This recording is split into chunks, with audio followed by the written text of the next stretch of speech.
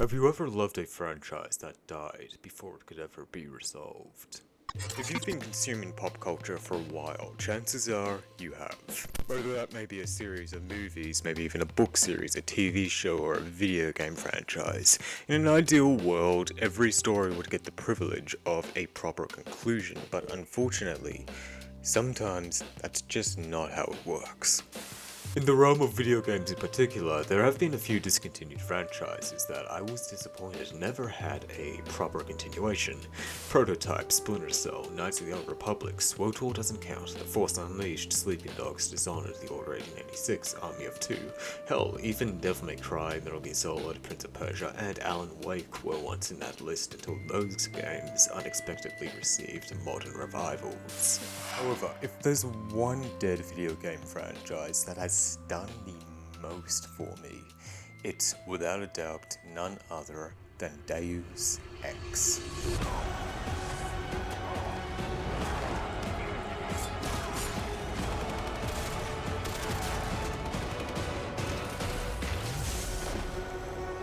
Sometimes you just have to let go and embrace what you've become.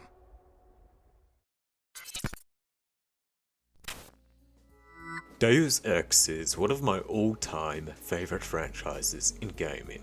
I've played and finished every single entry. Well, finished every single entry except for Invisible War. For some reason, I could never fully get into it. But nonetheless, Deus Ex is a franchise that I absolutely adored throughout my adolescence, throughout my early to mid-20s, and I still love these games a lot to this day. Don't believe me? Let me show you. I own the collector's edition for Deus Ex Human Revolution. I also own the collector's edition for Mankind Divided. The contents of both collector's editions I cannot be bothered taking off my display shelf for the sole purpose of this video, so I'm just gonna settle for showing y'all the boxes they came in. I have 3 separate Deus Ex art books. I have the 2 spin-off novels. I have the Mankind Divided steelbook. I have the other Mankind Divided steelbook. And I also have this. It came with that box. I have the full soundtracks for Human Revolution and Mankind Divided on my iTunes. I own the Master Brand replica of Adam Jensen's trench coat from Human Revolution. I also own the Master Brand replica of Adam Jensen's trench coat from Mankind Divided. I am the proud owner of Chibi Adam Jensen. And finally, I own these sunglasses. These are just $20 sunglasses I bought from a news agency, and they have absolutely nothing to do with Deus Ex whatsoever. The only reason why I bought these was because they reminded me of the sunglasses Jason Denton and Adam Jensen were in the games. Look at you begging for attention while I'm in the middle of shooting a YouTube video. Do you want to be in the video too? I want to be in the video too? Yeah. Oh. On a side note, I also use mods so that I can play as Adam Jensen in Fallout New Vegas, Gary's Mod, Left 4 Dead, Metal Gear Solid 5, Starbound, and The Witcher 3, and my Steam profile picture for the past few years has been an illustration of Adam Jensen created by the wonderfully talented Lemark. I hope I pronounced her username right. Go check out her work, like right now. Her art skills are incredible. Oh, and just in case you were wondering, yes, I am hella autistic. Okay, so suffice to say, I have a lot of love for Deus Ex. I got into this franchise way back when Human Revolution was released, and I absolutely fell in love with this world, the aesthetics, the art style, the characters, story, soundtrack. Oh lord, the soundtrack is so peak. The entire game is such a vibe in the best, most unique way, and naturally this sparked my interest in trying the original Deus Ex game released back in the year 2000, a game that kind of blew me away when I first played it because it felt so ahead of its time compared to so many other games that were released during the early 2000s. And as the years have gone on, the original Deus Ex has only become more and more relevant, as many of its predictions about the future have slowly and gradually become true.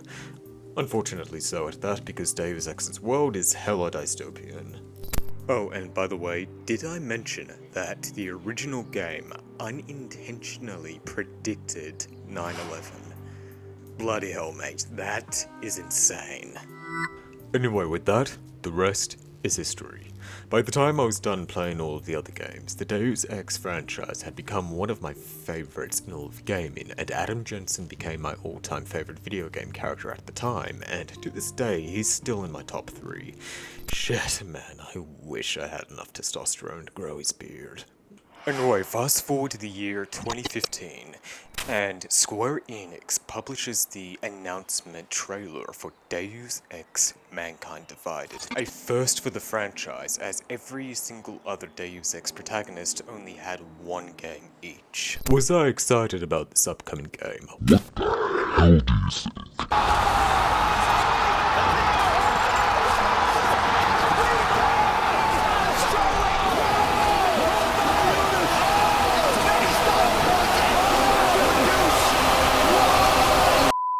At the time, I already knew that another Deus Ex game was in development because of some of the news that had come out before the trailer, and I was already pretty goddamn hyped for the game. But as soon as I found out Adam Jensen was returning, my absolute favorite video game character at the time, my hype had skyrocketed into the sun like Icarus. Adam Jensen's new look is so cool, I thought. The graphics are beautiful, the gameplay's everything I loved about Human Revolutions, but way better. Check out this cool new Deus Ex universe branding they're creating. They're really trying to expand this franchise as much as possible. God damn, my need to play this game is stronger than my will to live! However, little did I, nor anybody else in this fandom, realize that Mankind Divided was only the beginning of the end for this legendary cult franchise, and the beginning of a tale not just about IP mismanagement, but also stifled potential. And this tragic story is what we are going to dive into in today's video. So join me as together we explore what went wrong. Why were the wings of this franchise clipped before it could soar too far? What were the plans for the conclusion of Adam Jensen's story that never got the chance to be fully realized? And most importantly of all, what is the state of this franchise today as of the making of this video?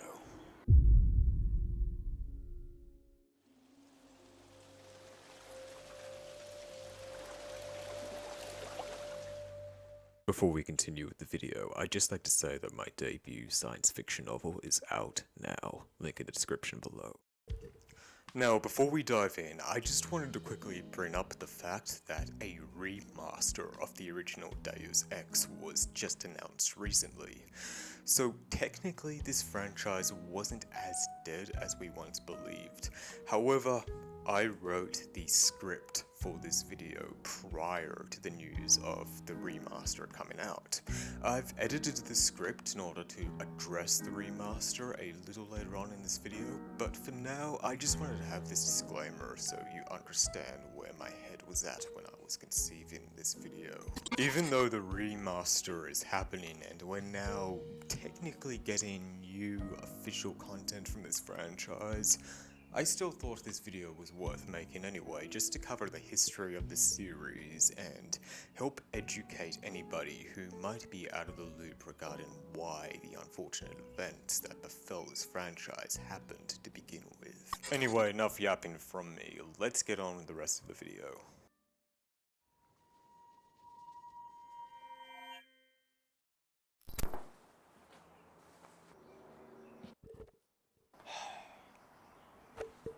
Jesus Christ, man. I should not have been wearing a trench coat on such a hot day. But you know, it's Deus Ex, a franchise that is known for having a whole bunch of, characters who wear cool trench coats. So, you know, I gotta do it. I gotta do it for the video. Anyway, so just in case there's anybody watching this video who might not be familiar with Deus Ex or may potentially need a refresher, let's briefly recap what Deus Ex is all about, how the franchise first began, and how it found itself in the position that it's in today. Deus Ex is a series of cyberpunk action role-playing games created by Warren Spector, originally developed by Ion Interactive and later Eidos Montreal.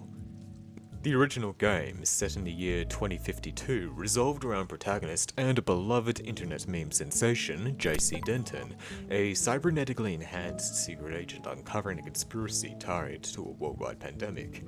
If there's one thing you need to know about the original Deus Ex and the franchise as a whole, it's that their stories revolve around popular conspiracy theories. Most notably, the Illuminati and Majestic 12 are the main antagonists of the franchise, and I shit you not, the final level in the original Deus Ex is set in Area 51, where you find a bunch of grey aliens. Well, technically, in-universe, they were genetically engineered by humans, so they're not real aliens, but it's insinuated they're clones of real aliens whose bodies were salvaged from a crash in Roswell, New Mexico, so it still kinda counts. Anyway, so this game was a commercial success and received widespread critical acclaim for its game design and freedom of player choice, becoming one of the most influential immersive sim video games of all time. 3 years later, a sequel titled Deus Ex Invisible War was released, starring protagonist Alex Denton, a clone of JC Denton, and the player can choose whether or not Alex is male or female. The sequel went with the rather bizarre choice of making all 3 potential endings you could have gotten in the original game canon, setting itself 20 years after the events of the original game, where a worldwide collapse has occurred, resulting in multiple factions attaining power and influence across the world. As Alex Denton, you become embroiled in the fight between all of these factions for control over the world. Invisible War has received a polarizing reception over the years, with many people citing it as the weakest entry in the entire franchise. After its release, Ion Interactive struggled to create a third Deus Ex game. I won't be covering what they envisioned for a third game in this video, but it is indeed quite fascinating, so I'd encourage you to do some research on it in your own time, if it's a subject that interests you. Unfortunately, Ion Storm was never able to create a third Deus Ex game before the studio was shut down in 2005. For years, the franchise lay dormant until it was picked up by publisher Square Enix, who tasked their studio, Eidos Montreal, with making a third game, which would eventually release in 2010. And that game would go on to become none other than my personal favorite game in the entire franchise, Deus Ex Human Revolution. The year is 2027. It's a time of great innovation and technological advancement. It's also a time of chaos and conspiracy.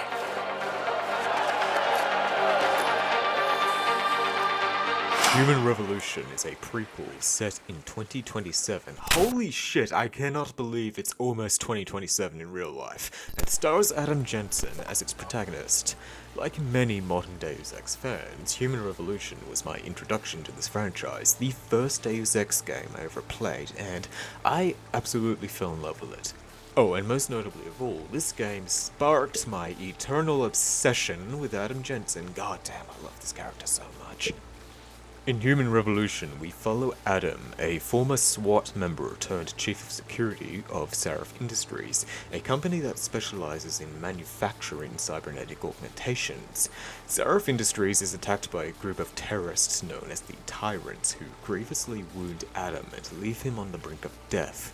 Adam's boss, David Seraph, saves his life by augmenting him with highly advanced, cutting-edge cybernetic implants, which Adam then uses to try and track down the Tyrants, uncover the truth about why they attacked Seraph Industries, before eventually discovering the Illuminati and falling into a world of conspiracy. Deus Ex Human Revolution received widespread critical acclaim and successfully revived the entire franchise. Square Enix and Eidos Montreal capitalized on its success through a multitude of tie-in novels, comics, 2 spin-off games in the form of Deus Ex The Fall and Deus Ex Go, the former starring a character from one of the tie-in novels named Ben Saxon. Eventually, Eidos and Square continued Adam Jensen's story in Deus Ex Mankind Divided, and yeah, you know where this is going. Now, is Mankind Divided a bad game? No. Absolutely not. It's a fantastic game. In fact, I personally love it just as much as I loved Human Revolution. It's gameplay is so satisfying, the graphics have aged incredibly well, and the game's semi-open world feels so lived in, dense, detailed, and intricate. There is a ton of things to love about this game. But if it's such a great game, then what's the issue? Where does the problem lie?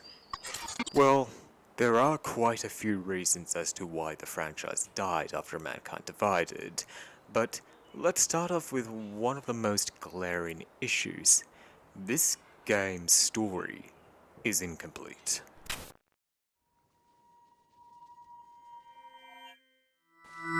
Eidos Montreal created Mankind Divided with the intention of it being Adam Jensen's last game in the series, a definitive conclusion to his story that would tie into the events of the original Deus Ex game, bringing the franchise full circle. Unfortunately, this game's story was cut in half. Mankind Divided was nothing more than the first half of a much larger story, ending on a cliffhanger, while the second half was going to become an entirely new game, therefore turning Adam Jensen's story into a trilogy instead of a duology like it was originally planned to be. Unsurprisingly, this caused a lot of controversy. So many players were left completely unsatisfied and unfulfilled with how Mankind Divided ended. It ended so abruptly, with so many plot threads left unresolved, that most people didn't even realize that they had reached the end of the game until the credits started rolling. Now, releasing an incomplete story, and by extension an incomplete game, is certainly one thing, but the other stuff Square Enix pulled just makes the situation even worse. The first warning sign that something was kinda sus about this game long before it even released was the Augment Your Pre-Order campaign. This was controversial because pre-order bonuses and rewards were tied to a tier-based system.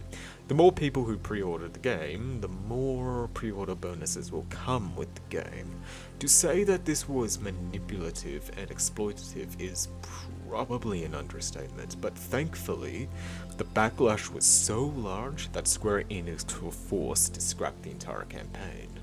Unfortunately, the damage was done. This pre-order campaign had permanently wounded this game's reputation long before it could release, turning off many people from buying it. However, this wasn't the only pre-launch controversy that the game faced. There's still one more: the insensitive marketing. The story of Mankind Divided revolves around augmented people such as Adam Jensen facing prejudice and being segregated, so both the game's story and its marketing drew heavy inspiration from the real-life Black Lives Matter movement. The game's marketing used phrases such as "All Lives Matter" and "mechanical apartheid" to draw direct parallels to real-life issues, something that they thought wouldn't be such a controversial issue until many critics and fans spoke out against them, accusing Eidos and Square of being tone-deaf or appropriating real-world social justice issues. So yeah, those pre-launch controversies definitely damaged the game's reputation before it could even come out. But we're not done yet, because the pre-launch controversies and the incomplete story weren't the only issues with the game.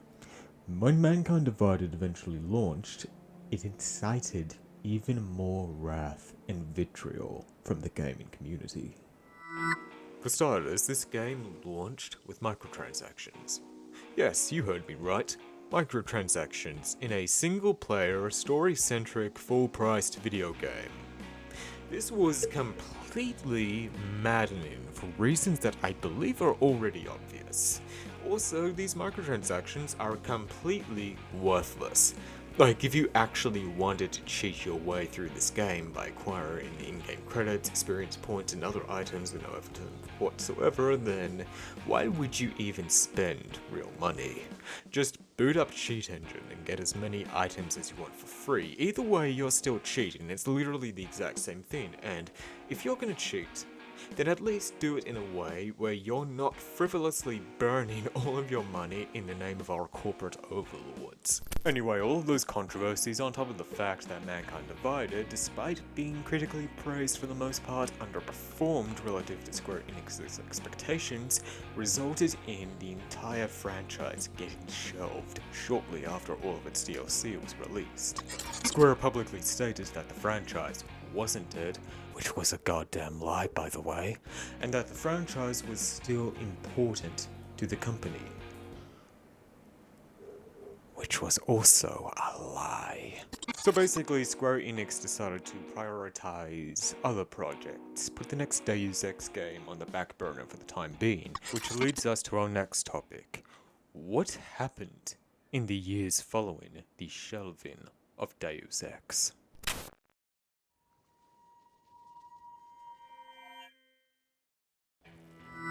After the Deus Ex franchise got shelved and Mankind Divided sequel was basically cancelled, Eidos Montreal were assigned to work on other games, starting off with Shadow of the Tomb Raider. However, their most notable large-scale project was the additional work they did for Crystal Dynamics on Marvel's Avengers. I remember this kinda pissed me off at the time, especially when Marvel's Avengers crashed and burned, thinking to myself, really? The next Deus Ex game was cancelled in favor of a poorly made Avengers game? Are you kidding me? Speaking of Marvel, the last project Eidos Montreal created underneath Square Enix's leadership was none other than Marvel's Guardians of the Galaxy, a game that actually received positive reviews from critics and fans alike, showing that the Deus Ex team still had what it takes to make great story-driven video games. I haven't played Guardians of the Galaxy yet, but I picked up a free copy of the game on Epic Games a while back, so it's definitely a game that I want to get around to trying eventually.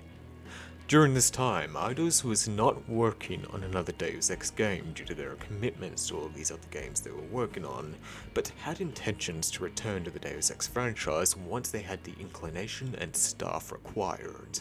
However, there were some warning signs that a conclusion to Adam Jensen's story might never happen, starting off with the departure of Executive Art Director Jonathan Jacques Belatet. I am so sorry if I mispronounced your name, bro. Jonathan was a crucial member of the modern Deus Ex team, helping create the unique cyber-renaissance aesthetic of the Adam Jensen era of games. The departure of such a key figure signaled at the time that the chance of us receiving a continuation to Adam's story was dwindling. Maybe he saw the writing on the wall and decided it was time to leave, but who knows. Also, Deus Ex composer Michael McCann announced that he was done composing music for the cyberpunk genre. I can understand him wanting to move on and try other genres, but still, much like how Jonathan was such a key figure in defining the core visual identity of the new Deus Ex games, Michael was also a key figure in defining the sound of these games, which was equally iconic. So the loss of both Michael McCann and Jonathan Jacques Belatet were definitely significant blows to the franchise moving forward. Now, Jonathan was not the... My cat is about to walk all over my laptop keyboard. Maybe we shouldn't... Thank you. Now, Jonathan was not the only key figure of the team to leave. There was an even greater, far more significant loss that occurred later on. But we'll get to that later. For now, we have to cover what happened next. The false hope that was Embracer Group's acquisition of Eidos Montreal.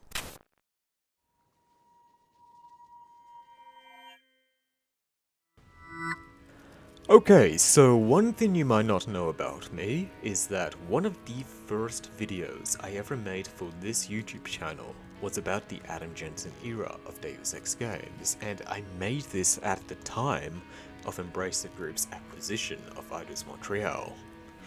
This was a very hopeful time for the Deus Ex fanbase. There was so much excitement that a new publisher had purchased Eidos and by extension, the rights to make more Deus Ex games. The fact that Embracer seemed very keen on not only developing new sequels to Deus Ex, but also spin-offs, remakes, and remasters was a very hopeful sign that the franchise was not completely dead. Now, when it came to that video I made way back when, this is what I said on the subject. I'm excited that Embracer Group has bought the studio behind these games, Eidos Montreal, and Eidos have officially taken control of the franchise. As long as Deus Ex was under Square's banner, it was practically dead, and the chances of it ever making a return were extremely slim, perhaps non-existent. However, now that the franchise has found a new home under Embracer Group, who are keen on not only developing new sequels to Deus Ex, but also spin-offs, remakes, and remasters, the future is now looking a little more promising than ever before. Whether or not those future games are going to be any good, only time will tell, but at least the franchise now has a much brighter future than before. I'm still grateful that the franchise is now in the state that it is currently in. Even if the next game absolutely sucks, then, well, at least we actually got a new game.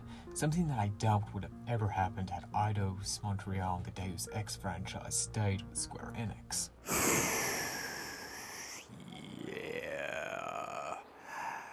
So, those statements aged like centuries old milk. Long story short, that never happened. In fact, the Deus Ex franchise and Eidos Montreal as a whole ended up suffering an even worse fate under Embracer Group's control than it did at Square Enix. But we'll get to that part later. First things first, let me guide you through how things got as bad as they did by telling you the story of what happened in the years following Embracer's acquisition of Eidos Montreal. For starters, remember when I said that there was an even greater loss to Eidos than Jonathan or anyone else before and after him? Well, shortly after Embracer purchased Eidos, lead writer for the Adam Jensen games, Mary DeMarle, left the company to go work on the next Mass Effect game with BioWare. Now, personally, I absolutely adore the original Mass Effect trilogy. They are among my favorite games of all time. Look, I even have a framed Mass Effect poster hung up in my office. God damn, it is so cool. Oh, also, say hi to my cats. And like most Mass Effect fans, I was extremely disappointed with the fourth game, Mass Effect Andromeda, and a huge part of the reason why I was disappointed with Andromeda was because the writing wasn't as good or compelling as the original trilogy. It was fine, but not on the same level as the original trilogy. The fact that Mary DeMarle, who I consider to be a very skilled writer, is helping write the story for Mass Effect 5 is something that I'm very excited about, and I have a lot of faith that she can create a good Mass Effect story. However, on the other hand, the fact that Mary left Eidos right before they could make another Deus Ex game was something that kinda worried me at the time. Like, not only had we lost Jonathan Jacques Belletet, again, I am so sorry if I mispronounced his name, I have no idea how to pronounce his name, and Michael McCann, but now we've lost Mary DeMarle as well, the brains behind the Adam Jensen storyline. The loss of three significant developers who helped make modern Deus Ex as great as it was incited a lot of concern within me. Hell, I even voiced those concerns in that other Deus Ex video of mine I showed you earlier. But hey, despite those concerns, at the time I was still all for the idea of some new blood coming into the fold and leaving their mark on this franchise. Whoever the new creative leads behind the franchise were gonna be, I was absolutely willing to give them a chance. And for a while, it seemed like that chance was going to come. While we did not know this at the time, shortly after Eidos got picked up by Embracer, they began early development on a new Deus Ex game. To this day, we still have no information whatsoever on what the game was going to be like outside of two details. They wanted to rival Cyberpunk 2077, and also it might not have starred Adam Jensen as the protagonist, according to his voice actor Elias Defexis, who mentioned that he was never contacted about this new game.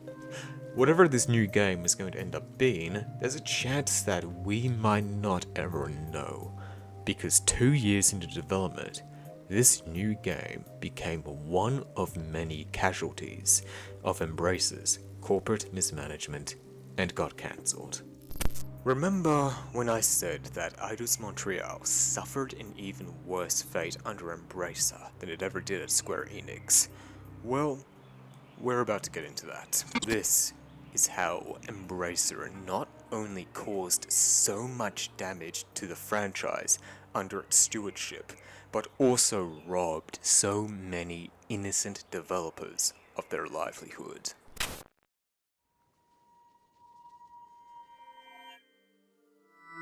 One thing I haven't mentioned yet about Embracer Group is that Eidos Montreal isn't the only studio they acquired.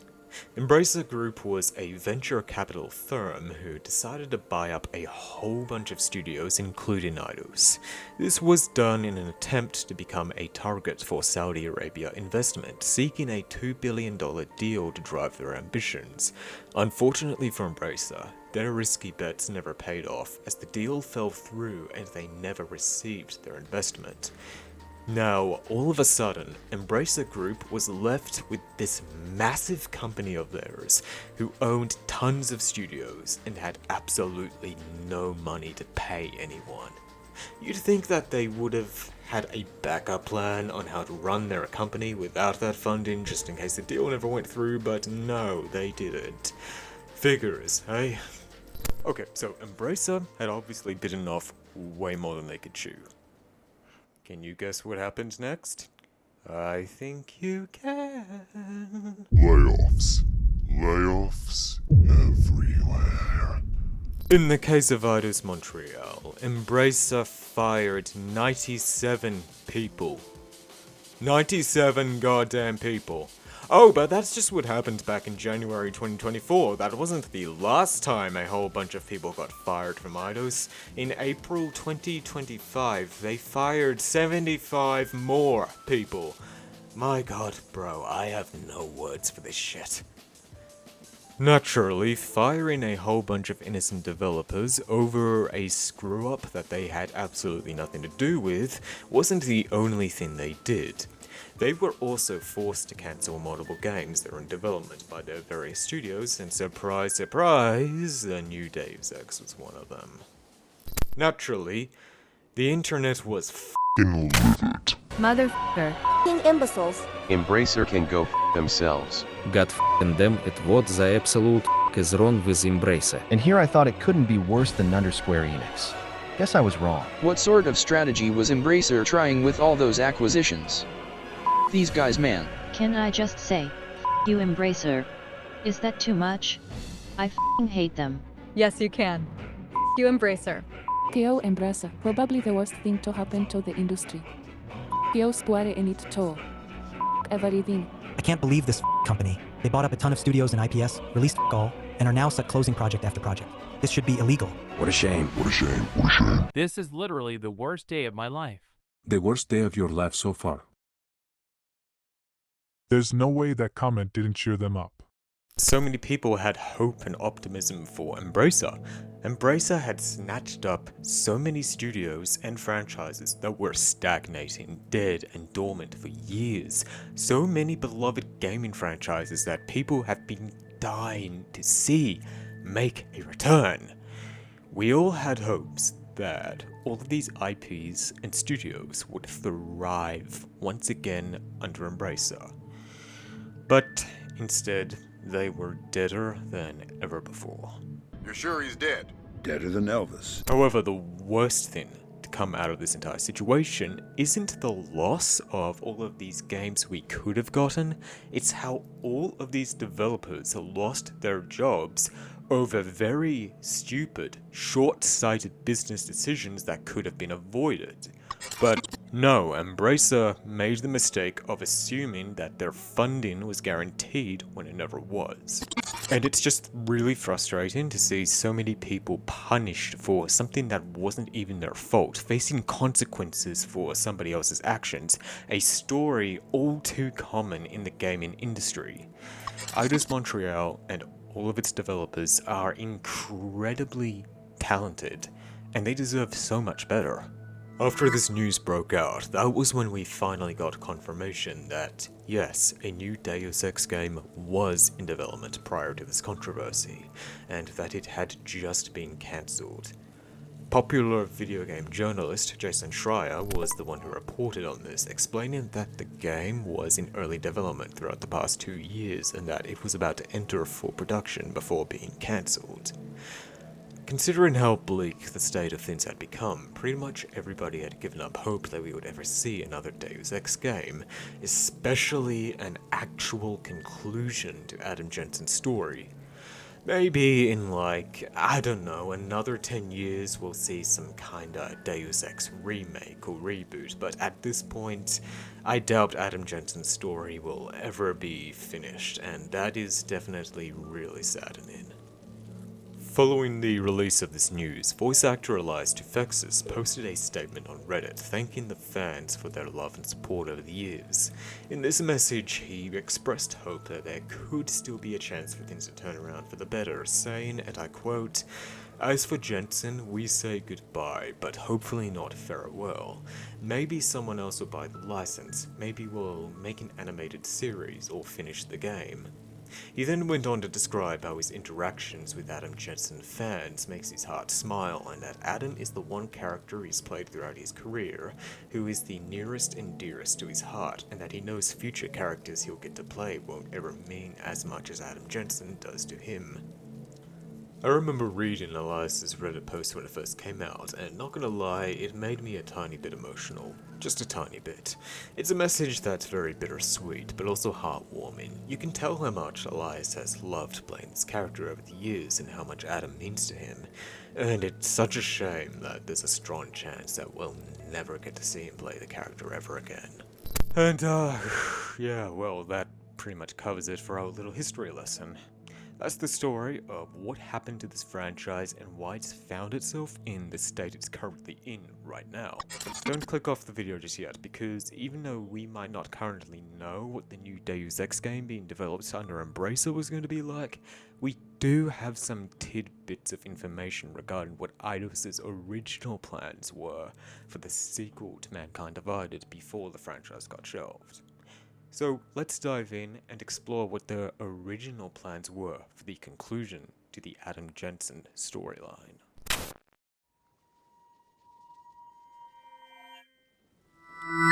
Now, before I continue, I'd advise that you take the following information with a grain of salt, because the information we currently have as of the making of this video is less concrete and definitive, more so information on what we could potentially have gotten. The information I'm about to share in this video is most likely just simply the ideas that were floating around the studio at the time. Any of the following ideas for the next game could have been changed, refined, or scrapped prior to the release of Mankind Divided. Not to mention, the original creative minds behind the Adam Jensen game stayed at Eidos for many years before eventually leaving, so no doubt that even while the franchise was shelved and dormant, they could have still been brainstorming the third Adam Jensen game here and there, just in case they ever got the chance to make it. Nevertheless, despite how limited and potentially outdated this information is, it still gives us a vague idea as to where the story might have been heading and how it ties into the original game. And until we get more information, this is all that we've got. Okay, so with that disclaimer out of the way, let's dive in. Most of the information we have comes from a German news website named GameStar, who wrote an article after speaking with 3 anonymous sources, as well as one of the Deus Ex writers, Mark Ciceri, about the fall of this franchise and what the next game would have been about. The article is annoyingly paywalled, but we have an outline of what was discussed in the article thanks to Reddit user EfficientPark9307. The article mentions how a lot of veteran developers who worked on Human Revolution started a new project codenamed Nova in 2011 and were absent from Mankind Divided's earlier development. Codename Nova was later cancelled, and these developers were brought over to Mankind Divided to help finish its problematic development cycle.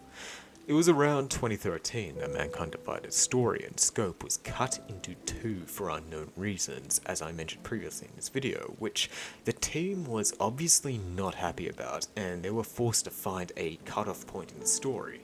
That cutoff point, as we all know, being the aftermath of the Marchenko boss fight. So according to the article, what would have happened next in the story? Apparently the next game was going to be set in a new city hub, Rabaya. In-universe, Rabaya was going to be the world's first 3D printed city that would be completely self-sufficient. In this game, we would get confirmation that the clone theory was real. For anybody who isn't aware of what the clone theory is, basically, after Mankind Divided came out, there was a fan theory that the Adam Jensen we're playing as in Mankind Divided is actually a clone, and the real Adam Jensen died at the end of Human Revolution. There's a lot of clues hinting towards that being the case throughout Mankind Divided, with the most damning piece of evidence being that you can actually find the real Adam Jensen's corpse hidden in the VersaLife vault. Well, apparently fans were right. The Adam Jensen we're playing as isn't the real one. Personally, I have mixed feelings on this, as I never liked the clone theory, and I think my past self would have been kinda pissed off had he gotten the chance to play the third Adam Jensen game and experience this plot twist firsthand. However, as time has gone by, I don't feel so strongly anymore. I don't care either way whether or not this Adam is a clone. Anyway, so this game would have also featured a showdown with Lucius de Beer, the leader of the Illuminati during the events of Human Revolution Mankind Divided, who also makes a brief appearance in the original Deus Ex, as you can find him stuck in a cryopod due to his deteriorating health. Ultimately, the game would have ended with the clone of Adam Jensen dying, but not in vain. Because even though he would not have been able to completely defeat the Illuminati, he would have helped bring the rest of his allies closer to doing so. However, Adam's actions during the story would have caused an unintentional chain reaction of events that paves the way for Bob Page, the main antagonist of the original Deus Ex, to rise to power and become the sinister villain we all know today.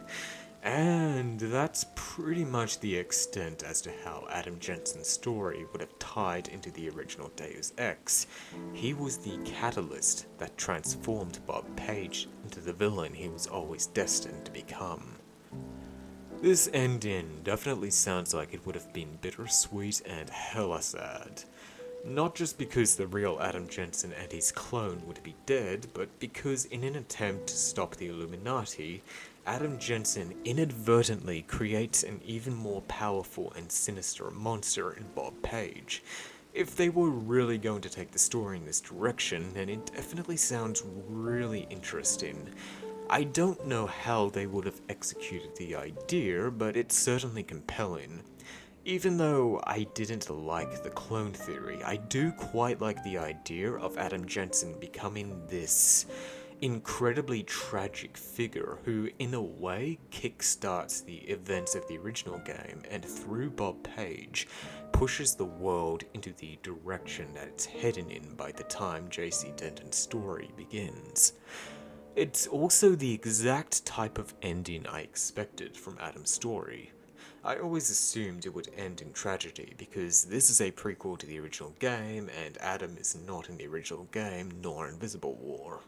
This summary might not have been 100% accurate to where the story could have gone.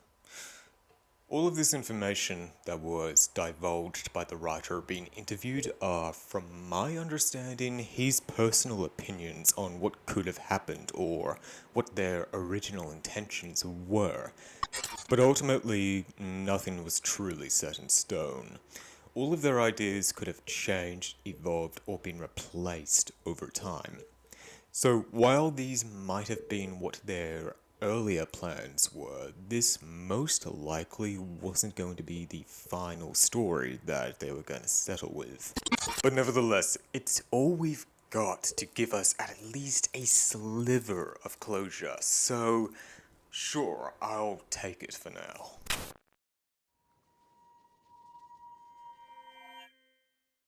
When it comes to the Deus Ex franchise, I wouldn't say that there was wasted potential, more like wounded potential. Deus Ex's future was prematurely killed by corporate mismanagement and greed before it had a chance to show us what the Deus Ex universe that they were trying to establish was truly capable of.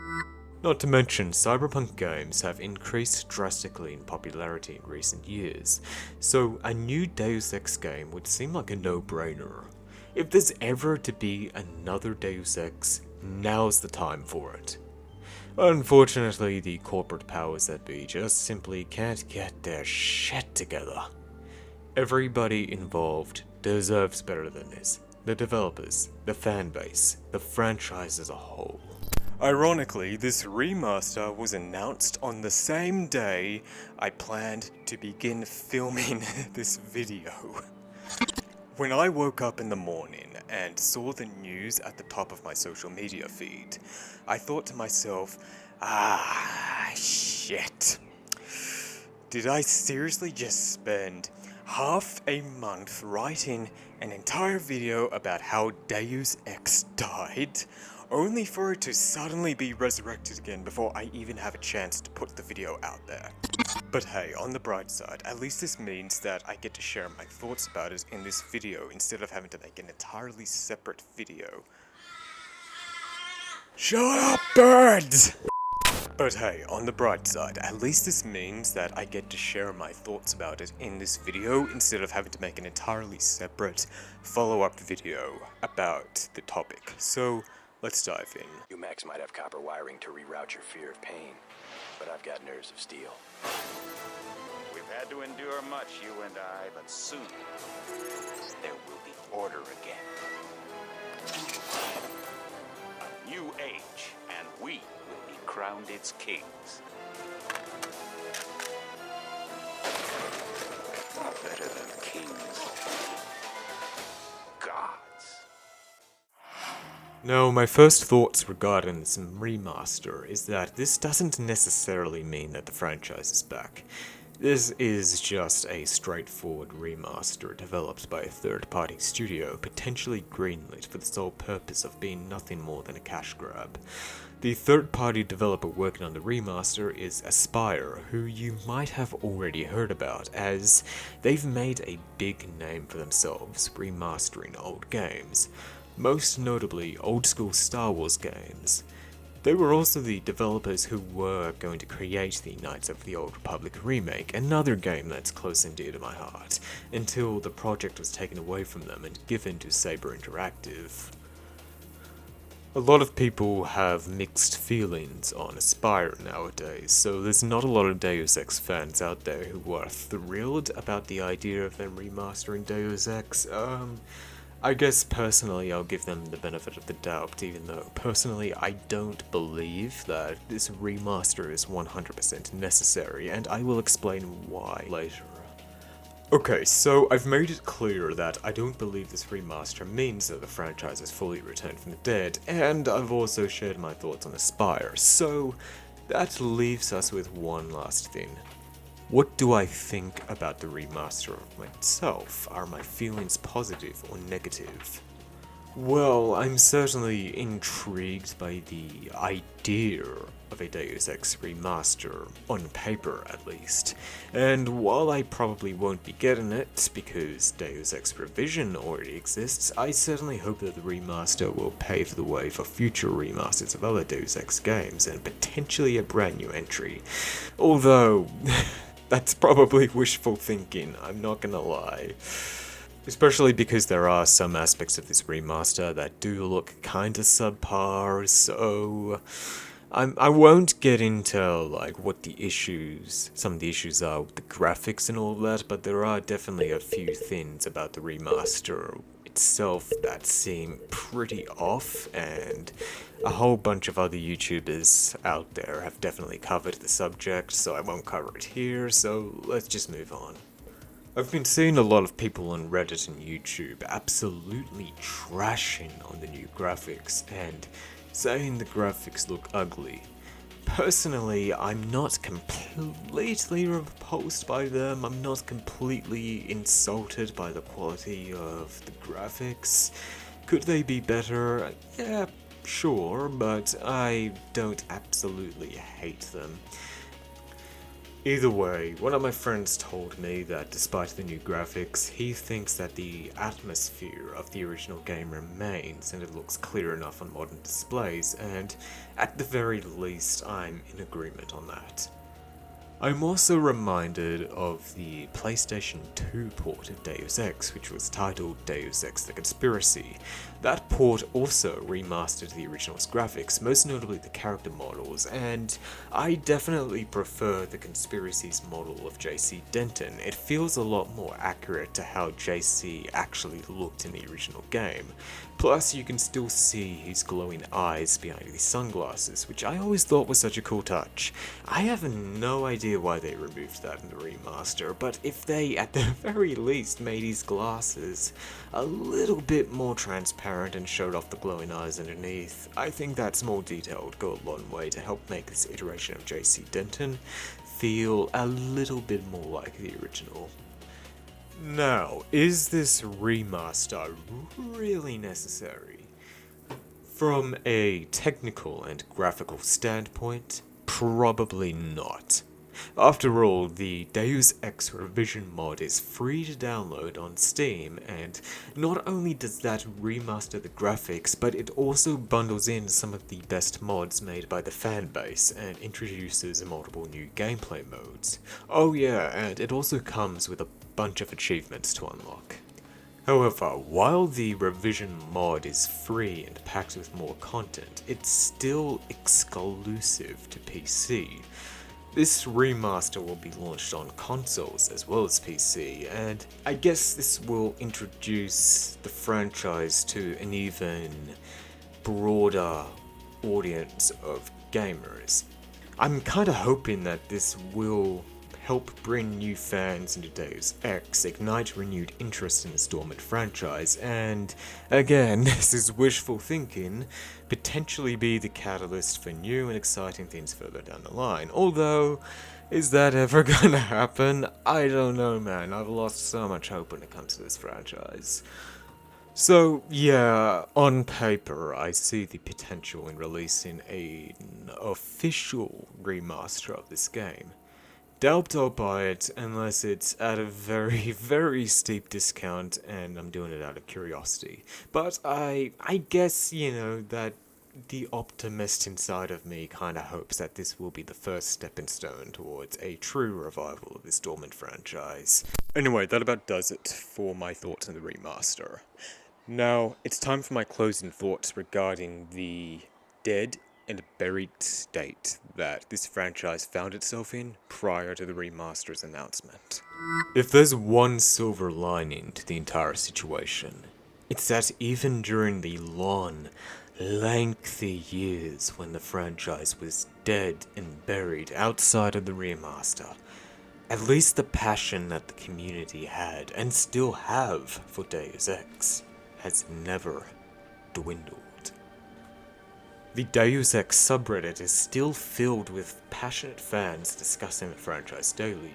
We're still getting fan art, we're getting fan-made continuations of the story, such as the Machine God mod that's currently in development and released their playable demo roughly a year ago. It even features an older version of Adam Jensen as a character, which I thought was really cool. And that, plus the remaster, is not the only new content we've received regarding the Deus Ex franchise. An early build for Deus Ex The Fall was leaked online recently, back when it was originally titled Icarus Rising, featuring unreleased content we never got in the final version of the game. It's in somewhat of a playable state, albeit hella laggy and in need of a lot of fixes, but still very cool. Speaking of unreleased content, just recently, one of the composers for Mankind Divided, Sasha Dikasian. I'm sorry if I butchered pronunciation of that. Anyway, so this particular composer has started releasing never-before-heard music that he composed for Mankind Divided, but never made it into the final version of the game. You can listen to the soundtrack for free on Bandcamp right now under the album title Fragments of the Machine. Even though Deus Ex has been dead for a long long time. At least it's lived on through the fans, through the gaming community. Deus Ex has not been forgotten. Its legacy has been cemented in gaming history, and everybody who ever loved these games have carried on its heart and soul. And now that the remaster has been announced, well, while it certainly does have its issues, there is a part of me that kinda hopes it will introduce new fans to this exceptional franchise, and also hopefully spur on new games. Or at the very least, lead to another remaster. Hopefully one that doesn't stir up a whole bunch of controversy on the internet. Personally, I would love a remastered Human Revolution with upgraded visuals and character models. Especially because Adam Jensen looks so different in Human Revolution compared to Mankind Divided, so it'd be great to bring his Human Revolution appearance more in line with his Mankind Divided one. Anyway, thank you for checking out this video. I've been wanting to make another Deus Ex video for a while. This is a franchise that is very near and dear to my heart, and I figured what better video to make than one that covers the franchise's history, the story of its slow, gradual death, and what could have been. If you're interested in seeing more from me, I cover a lot of movies, shows, and video games I'm interested in, or feel nostalgic for on this channel, so if that sounds like content you'd be interested in, feel free to subscribe. Social media links are also in the pinned comment and description below. You can find me on Instagram and Facebook, where I post regular updates about all of my creative projects, such as YouTube content, artwork, photography, and updates on my writing work. Oh, and speaking of which, I am also an author, so if you're interested in reading something new, whether that may be science fiction, fantasy, etc., then feel free to check out my work through the links below.